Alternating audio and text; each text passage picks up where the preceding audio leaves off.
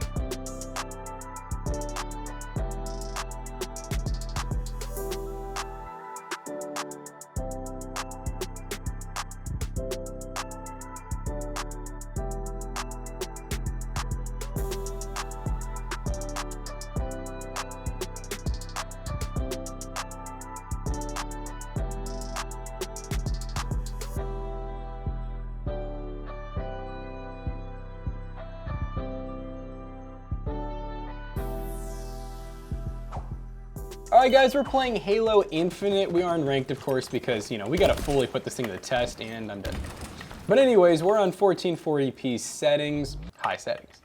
And you all were curious at home what the wattage is. You can see it right here. We're looking at 311, 313 watts seems to be the peak. You'll see it. 600's not enough, though. I know, 600 is not enough, but you all see the real time.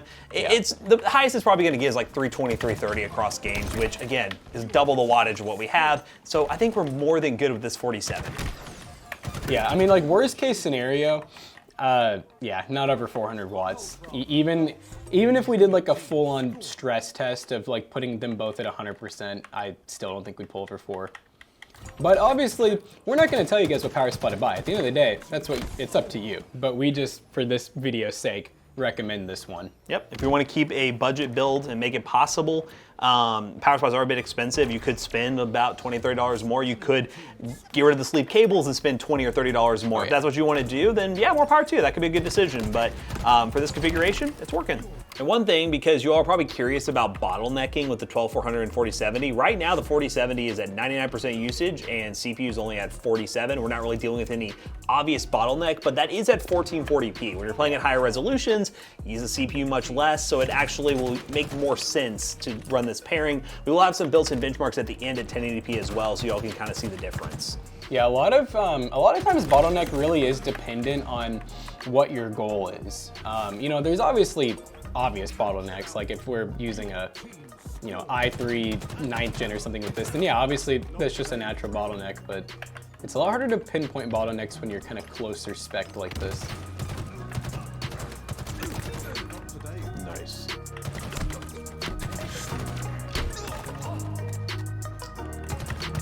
Oh, he has the sniper. Not the sniper.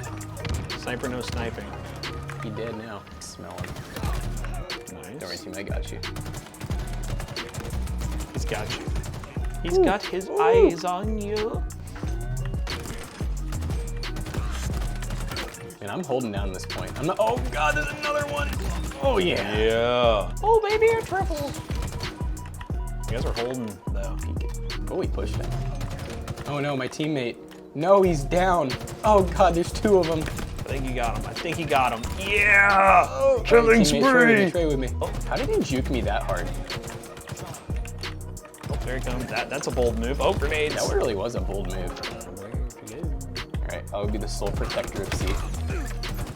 C is now his. I think my teammate was there. Yup, yup.